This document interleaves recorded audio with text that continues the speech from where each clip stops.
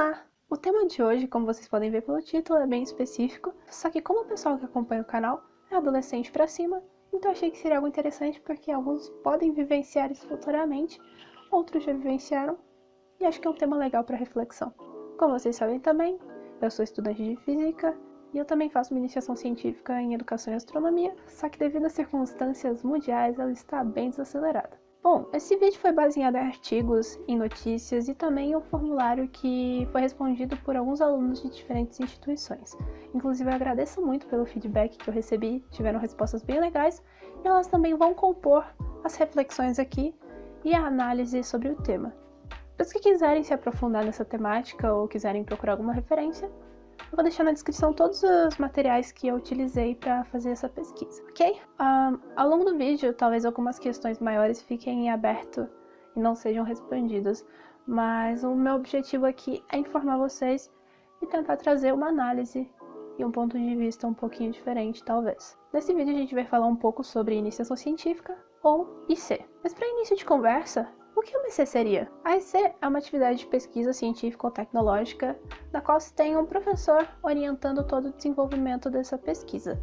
Então o aluno encontra um tema de seu interesse, ele vai até o professor, ou dependendo, o professor expõe alguns temas e o aluno pode escolher, ou o professor convida o aluno para ele participar de uma pesquisa e ele vai tentando entender mais a fundo aquele tema proposto. Normalmente a IC tem duração de 1 ano, só que tem algumas pesquisas que não são formais, só que seguem o mesmo estilo, e aí tem durações diferenciadas. Se você é adolescente e tem algum interesse por alguma área ou por algum tema, você pode começar uma iniciação científica, porque elas começam a partir do 6º ano até o 3º ano do ensino médio, como IC Júnior, e no ensino superior elas são ICs. Você pode tentar 2 modalidades, a IC com bolsa e a IC voluntária. A com bolsa tem um pouco mais de requisitos. Historicamente, a oferta de bolsas de iniciação científica começou lá em 1951, quando foi fundado o CNPq. Essas seriam só ofertadas para o ensino superior. Em 2003, abriram para o ensino médio. Em 2008, abriram para o ensino fundamental 2.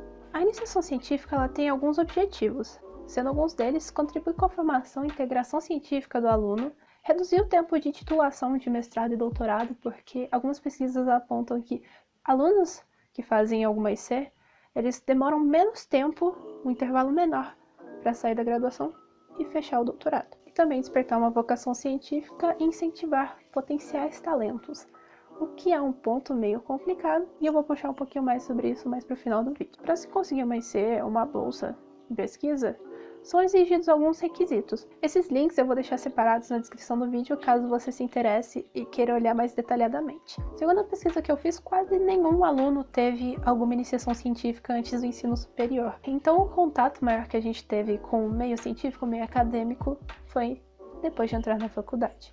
Eu tive o privilégio de ter contato com uma iniciação científica, embora mais informal, no ensino médio. Eu posso trazer isso em algum vídeo futuramente. Desenvolver uma iniciação científica pode ser muito proveitoso para o estudante. O aluno desenvolve mais o pensamento crítico, ele tem uma maior interação com o professor, e existem trocas de experiências pessoais, de conhecimento que podem ajudar a passagem do aluno pela escola, pela instituição que ele está. É uma experiência bem interessante. Devido ao pesquisar exigir bastante autonomia do aluno, isso pode ajudar o rendimento do aluno na escola ou na instituição que ele esteja, porque o aluno ele precisa procurar coisas por conta própria, ele precisa criar uma certa independência e nisso talvez ele vá encontrando ao longo do tempo o melhor método de estudos e vá agregando conhecimento, claro. Só que essa autonomia também é um pouco complicada. E ela também tem um lado não só de benefício, mas de dificuldade. Com as experiências pessoais que eu obtive, eu consegui analisar que foram, por exemplo, a contribuição da pesquisa na escolha da futura área de atuação do aluno, um contato com o método científico, o fato de poder colocar em prática conhecimentos e também ter uma melhor compreensão da área de estudos que está se pesquisando,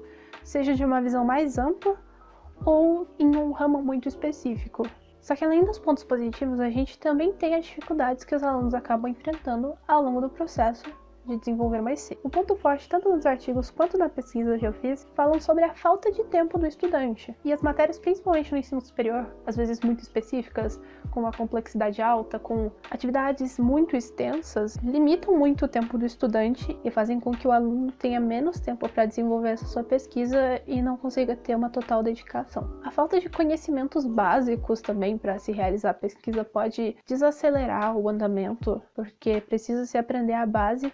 Muitas vezes a falta de comunicação com o orientador pode ser um empecilho. A falta de estrutura, de materiais e também a dificuldade, muitas vezes, de se conseguir uma bolsa, que além de não ser uma oferta tão alta e ser um valor mais baixo, elas ainda têm sofrido cortes ao longo dos últimos anos. Então as oportunidades têm cada vez se afunilado mais. Em um dos artigos, um dado interessante relatado foi que 2% dos alunos apenas, eles fazem uma iniciação científica apenas pela bolsa. Grande parte realmente quer agregar um conhecimento, quer aprender, quer se desenvolver. Só que o fato de ter uma bolsa é motivador e tem muitos alunos que não podem se dar o luxo de ter apenas um trabalho ali voluntário. Então com isso a gente acaba com certeza perdendo muitas pesquisas, muitos pesquisadores que têm um baita potencial.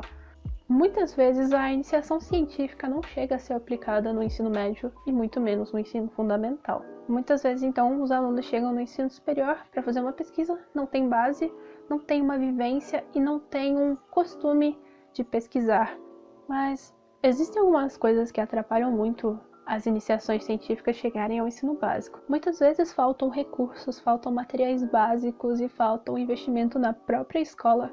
Quem dirá um investimento para se fazer uma pesquisa de campo, por exemplo, com os alunos, para levar os alunos para fora da escola para pesquisarem, além de que muitas vezes não há uma capacitação específica para o professor desenvolver esse projeto com os alunos. Então ele não tem experiência e não tem a formação. Esse ponto é uma reflexão importante para nós, futuros professores, e também para os professores de agora. É importante fazer essa análise, se a gente está preparado para levar o conhecimento. Uma outra coisa que falta demais é a divulgação. Uma das respostas da pesquisa que eu fiz, e a minha experiência também, foi sobre ouvir pela primeira vez o termo iniciação científica nos prêmios listados da UBMAP, que é a Olimpíada Brasileira de Matemática.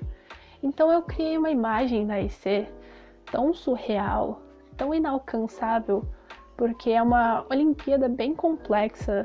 Então eu acho que isso foi uma coisa que contribuiu para a minha visão errônea quando eu tive a minha primeira EC no ensino médio.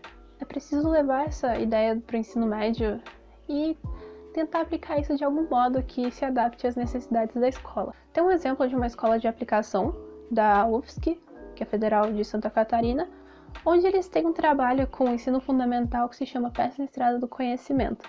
Os alunos fazem iniciações científicas e é um primeiro contato muito interessante com a ciência, com a pesquisa, com o método científico. E existem também feiras de ciências que são feitas em escolas. Elas podem ser mais estruturadas, podem trazer já, por exemplo, como se montar um projeto, colocando os materiais necessários, o objetivo deles, a metodologia, as conclusões, e fazer isso de uma forma simples. Uma das respostas teve um ponto de vista interessante que é o da escola muitas vezes só se preparar para vestibulares e não se preocupar com a pesquisa. Então a gente tem decorebas, fórmulas e livros para ler, para decorar o que acontece. E a gente não tem um porquê, a gente não tem uma explicação daquilo.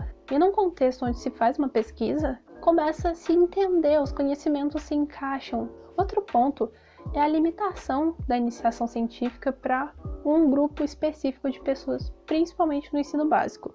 No começo do vídeo eu tinha citado que um dos objetivos da IC é despertar a vocação científica e incentivar talentos potenciais entre estudantes. Talentos potenciais é uma palavra que isola um grupo em detrimento de outro muito maior.